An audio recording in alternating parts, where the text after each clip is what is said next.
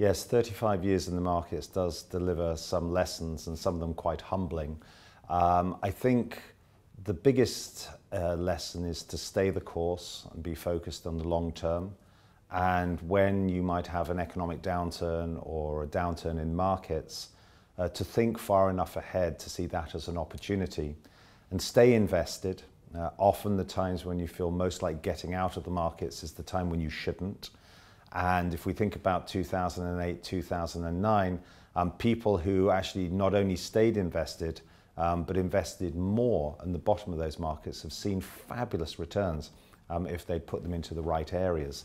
And often as not, they would have seen fabulous returns even if they put them into average areas.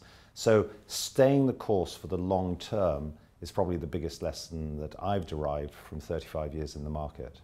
I first came into the stock market in 1986, and in 1987 as I was at a trading desk on Black Monday, and it really did feel as if the world was falling apart.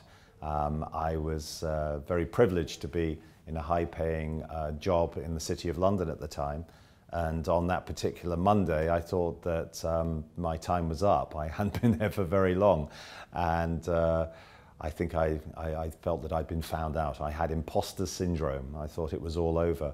And when you look back on it, you can barely see Black Monday in terms of the long-term chart of equity investment.